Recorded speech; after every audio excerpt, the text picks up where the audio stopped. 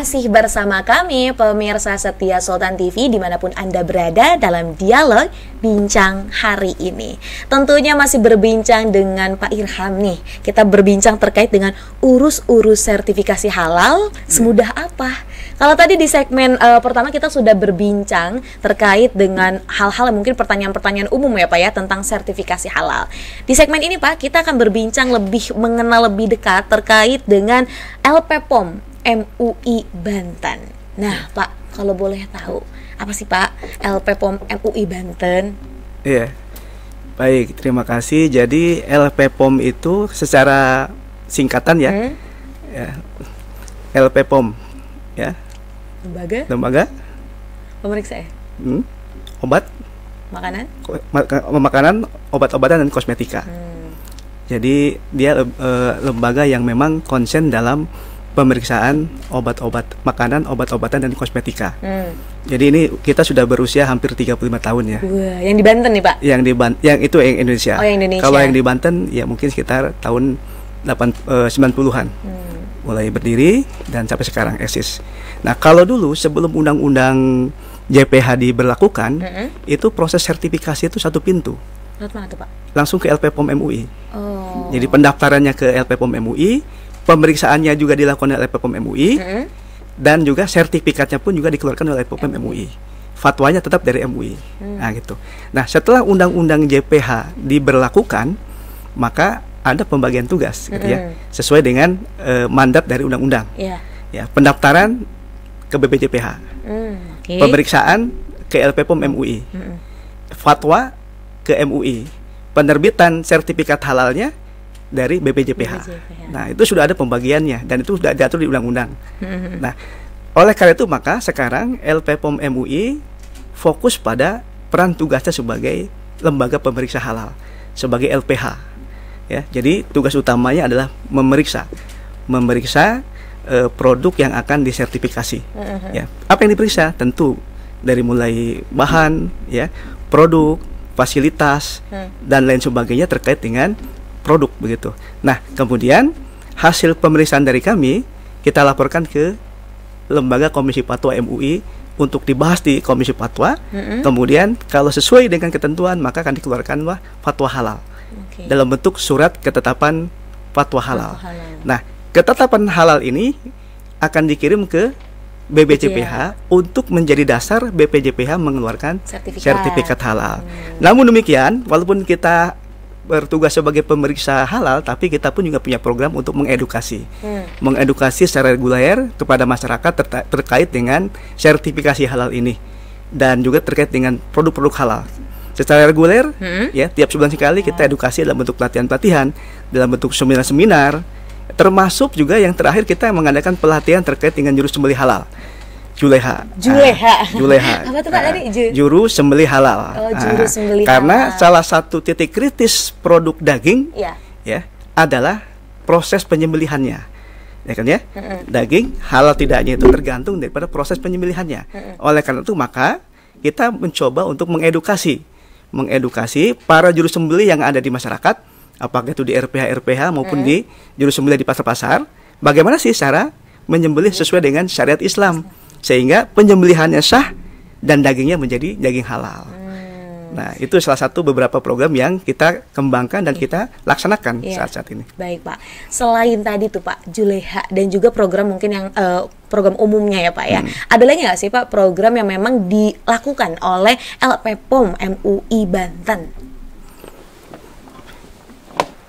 Terima kasih. Jadi selain edukasi ke masyarakat, kita memang fokusnya di edukasi. Selain pemeriksaan edukasi ya. Kemudian juga ada beberapa program-program yang lain yang memang kita lakukan ya. Semisal kita bikin pameran terkait dengan produk-produk halal yang sekarang juga kita lakukan tuh di mana? Di pendopo kabupaten. Sekarang lagi pelaksanaannya. Itu ada pameran terkait dengan produk-produk yang sudah disertifikasi halal oleh LP POM MUI. Itu barangkali. Itu ya Pak ya. Tentunya memang program-program yang dicanangkan oleh LPPOM MUI ini sangat bermanfaat ya Pak ya. Apalagi tadi yang paling penting adalah mengedukasi sih Pak. Betul, bagaimana masyarakat ini harus aware nih terkait dengan produk-produk yang memang sudah mendapatkan sertifikasi halal, khususnya dari MUI. Nah Pak, tadi kita sudah lihat nih terkait dengan bagaimana alurnya. Selanjutnya nih Pak, apa tanggapan Bapak terkait, kan sekarang juga sedang panas-panasnya bahwa ada katanya produk-produk yang memang tidak halal nih dikasih label tidak halal juga gitu Pak. Tanggapan Bapak nih selaku Wakil Dirut dari LPPOM MUI Banten apa? Iya, betul. Jadi memang kalau produk yang beredar di Indonesia itu wajib bersertifikat halal. Kecuali untuk produk-produk yang memang sudah jelas berbahan baku dari yang tidak halal. Ya, misalkan ada beberapa obat yang memang tidak ada lagi bahan bakunya kecuali hanya dengan menggunakan bahan baku yang haram gitu. Maka regulasi yang dilakukan oleh pemerintah adalah bagi produk-produk yang memang dengan jelas menggunakan bahan baku haram, maka wajib untuk memberikan informasi terkait dengan bahan bakunya. Ya, misalkan produk ini berbahan baku dari babi misalkan. Produk ini berbahan baku dari yang tidak haram, yang tidak halal gitu ya, atau dari yang haram gitu. Sehingga dengan demikian ada kepastian bagi konsumen, ada kejelasan bagi konsumen bahwa produk itu memang haram gitu. Sehingga konsumen bebas dan memberikan kepastian untuk memilih. Jangan sampai kemudian produk itu abu-abu, nggak jelas kehalalnya atau keharamannya. Tapi dengan cara yang halal disertifikasi halal, yang haram pun juga ada keterangan mengenai jenis produknya, bahan bakunya dan sebagainya. Jadi dengan itu ya Pak ya, masyarakat juga tentunya nggak keblinger lah ya. Melihat kadang kan ya namanya kalau semisal contoh di supermarket ya Pak ya, kita melihat banyak produk. Ada orang yang memang kurang aware nih tentang kehalalan satu produk. Mungkin beberapa orang hanya berpikir bahwa babi saja gitu ya memang dilarang. Padahal ada bahan-bahan yang lainnya yang tentunya juga tidak diperbolehkan atau bersifat haram ya Pak ya. Nah Pak, saat ini juga banyak sekali produk-produk ataupun pebisnis sih Pak yang mengeluarkan produk, makanan, kosmetik dan yang lain-lainnya. Nah Pak, sebenarnya semudah apa sih Pak kalau semisal kita mau mendapatkan sertifikasi halal? Apakah ada pembayaran ataupun memerlukan biaya yang cukup besar kah? Nah itu kan kadang orang-orang tuh takut ya Pak. Iya. Baik, terima kasih ya. Ada dua skema dalam sertifikasi halal yang berlaku di Indonesia. Yang pertama adalah sertifikasi halal secara reguler. Yang kedua adalah sertifikasi halal melalui self-declare. Ya. Nah, sertifikasi halal reguler bisa dilakukan oleh semua jenis pelaku usaha. Apakah dia UKM, UMKM, ya, pelaku perusahaan menengah ke atas, semua bisa dengan menggunakan jalur reguler. Tentu ini berbayar dan ada biaya tarifnya yang sudah ditentukan oleh BPJPH. Nah, gitu ya. Nah, kemudian ada skema self-declare. Apa tuh Pak? Jadi pernyataan halal yang dikeluarkan langsung oleh si pelaku usaha. Tapi tidak serta-merta pelaku usaha bisa mengeluarkan self-declare. Ada mekanisme yang ditempuh, ya, sama dengan reguler. Namun secara biaya program self-declare ini Rp0, gratis. Gratis karena ini program fasilitasi dari kementerian, dari pemerintah, dari Pemda dan sebagainya yang diberikan khusus untuk UMKM. Dengan ketentuan adalah produknya produk-produk sederhana. Ya, bahan-bahan bakunya bahan baku yang memang sudah halal, ya, sudah bersertifikat halal dan bahan baku yang termasuk positive list. Dan BPJP punya list kelompok-kelompok produk yang memang bisa dilakukan self-declare. Nah, kalau di self-declare tentu gratis, tanpa dipungut biaya. Nah, UMKM, ya, apapun bidangnya, silahkan mendaftarkan untuk self-declare. Nah, itu pemerintah, Kementerian Agama, melalui BPJPH, mengeluarkan program 1 juta UMKM gratis. Nah, silakan Bapak Ibu yang bergerak di UMKM mencari informasi terkait ini. Nah, silakan mencari informasi dan daftarkan produknya untuk dilakukan self-declare. Nah, kalau untuk self-declare, maka nanti yang akan memeriksa itu adalah bukan LPH, tapi pendamping.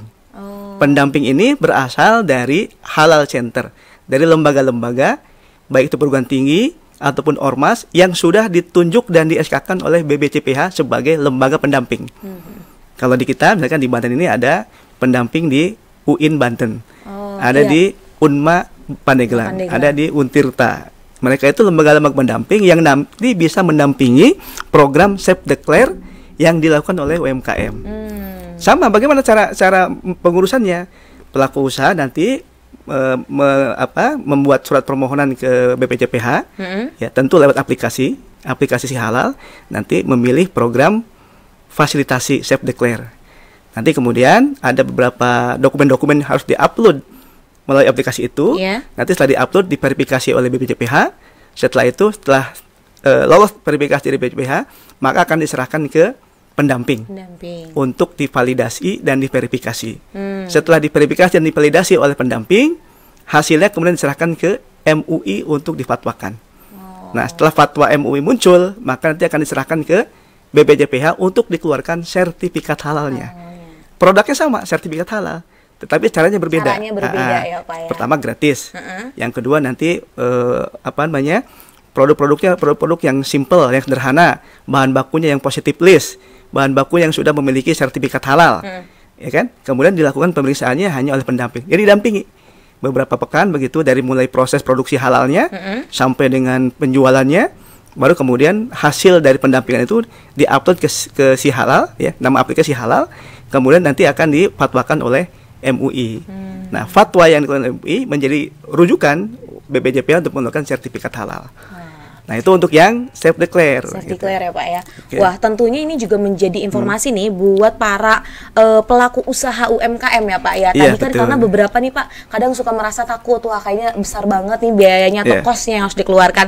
Tenang saja pemirsa setia Sultan TV, boleh nih ada salah satu tadi caranya ya, Pak ya, yang bisa dilakukan oleh pemirsa untuk mendapatkan sertifikasi halal dari LPPOM MUI khususnya di Provinsi Banten. Nah, Pak, tanggapan Bapak lagi nih, Pak, terkait dengan ada beberapa mungkin pelaku usaha yang mencantumkan label halal tapi ini ibaratnya ilegal nih, Pak. Nah, berkenaan dengan hal itu, apakah ada hukuman yang berlaku atau tidak nih, Pak?